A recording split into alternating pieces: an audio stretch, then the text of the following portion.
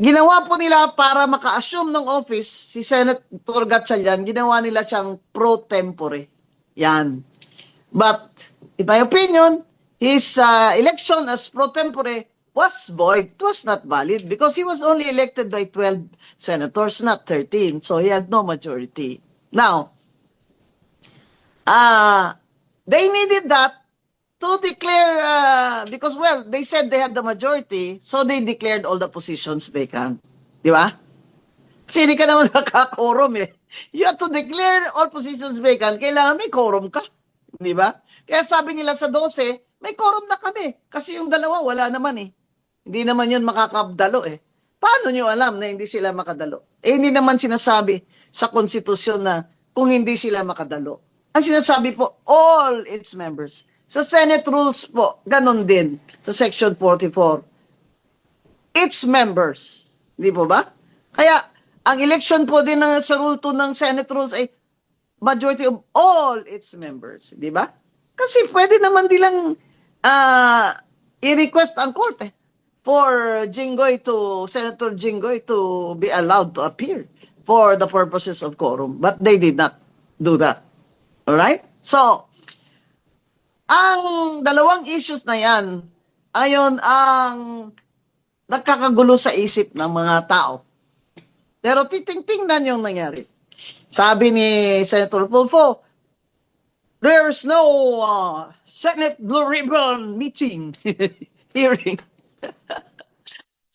Pero tinuloy ni Senator Cayetano at ni Senate President Alan Cayetano at ni Senator Marcoleta ang Blue Ribbon hearing at dumalo ang mga witnesses. Now, all of those are on record.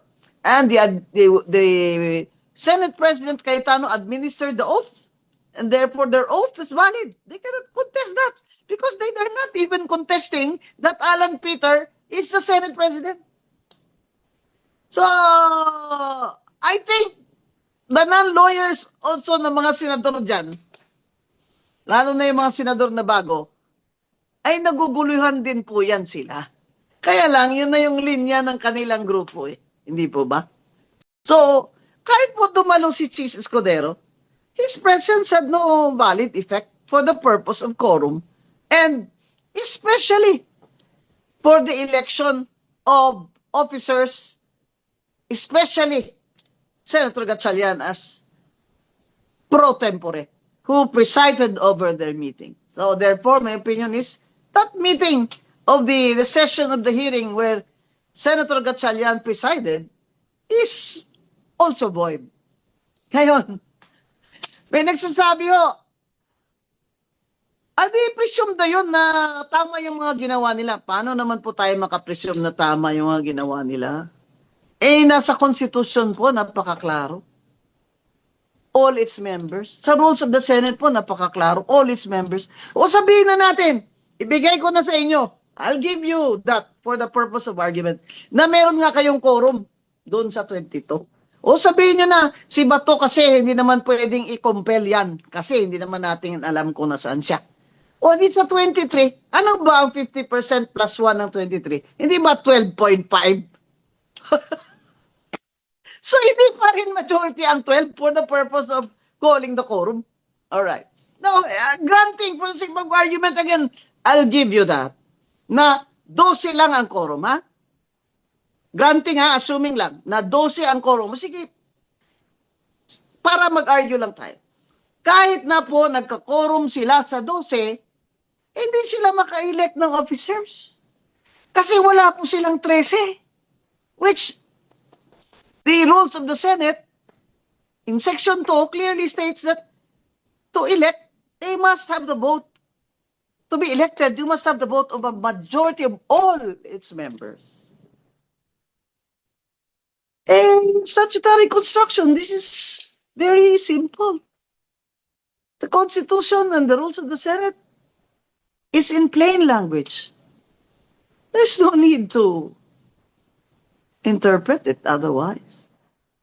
There is certainly, you cannot apply presumption of regularity. Ginawa po nila para maka-assume ng office, si Senator Gatchalian, ginawa nila siyang pro tempore. Yan. But in my opinion, his election as pro tempore was void. It was not valid because he was only elected by 12 senators, not 13. So he had no majority. Now, they needed that to declare, because, well, they said they had the majority, so they declared all the positions vacant. Di ba? Kasi hindi ka naman nakakorum eh. You have to declare all positions vacant. Kailangan may quorum ka. Di ba? Kaya sabi nila sa 12, may quorum na kami. Kasi yung dalawa, wala naman eh. Hindi naman yun makakabdalo eh. Paano nyo alam na hindi sila makadalo? Eh, hindi naman sinasabi sa konstitusyon na kung hindi sila makadalo. Ang sinasabi po, all its members. Sa Senate rules po, ganun din. Sa Section 44. Its members. Hindi po ba? Kaya, ang election po din sa Rule 2 ng Senate rules ay majority of all its members. Di ba? Kasi pwede naman nilang i-request ang korte for Senator Jinggoy to be allowed to appear for the purposes of quorum. But they did not do that. Alright? So, ang dalawang issues na yan, ayon ang nakakagulo sa isip ng mga tao. Pero titingnan yung nangyari. Sabi ni Senator Tulfo, there's no Senate Blue Ribbon meeting, hearing. Pero tinuloy ni Senator Cayetano at ni Senate President Alan Cayetano at ni Senator Marcoleta ang Blue Ribbon hearing at dumalo ang mga witnesses. Now, all of those are on record. And the Senate President Cayetano administered the oath. And therefore, their oath is valid. They cannot contest that. Because they are not even contesting that Alan Peter is the Senate President.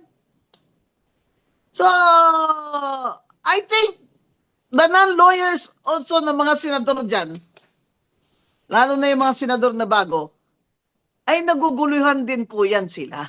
Kaya lang, yun na yung linya ng kanilang grupo eh. Hindi po ba?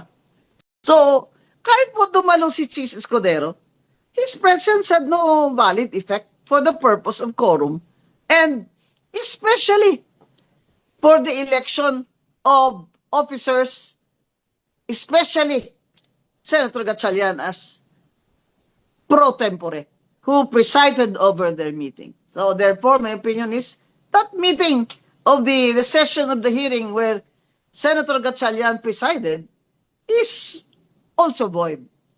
Ngayon, may nagsasabi ho, adi presume na yun na tama yung mga ginawa nila. Paano naman po tayo makapresume na tama yung mga ginawa nila? Eh, nasa Constitution po, napakaklaro. All its members. Sa rules of the Senate po, napakaklaro. All its members. O sabihin na natin, ibigay ko na sa inyo. I'll give you that for the purpose of argument. Na meron nga kayong quorum doon sa 22. O sabihin nyo na, si Bato kasi hindi naman pwedeng i-compel yan. Kasi hindi naman natin alam kung nasaan siya. O di sa 23, ano ba ang 50% plus 1 ng 23? Hindi ba 12.5? So hindi pa rin majority ang 12 for the purpose of calling the quorum. Alright. Now, granting for the sake of argument again, I'll give you that. Na 12 lang ang quorum, ha? Granting ha, assuming lang, na 12 ang quorum. Sige, para mag-argue lang tayo. Kahit na po nagka-quorum sila sa 12, hindi sila maka-elect ng officers. Kasi wala po silang 13. Which, the rules of the Senate, in Section 2, clearly states that to elect, they must have the vote. To be elected, you must have the vote of a majority of all its members. In statutory construction, this is very simple. The Constitution and the rules of the Senate is in plain language. There's no need to interpret it otherwise. There is certainly, you cannot apply a presumption of regularity.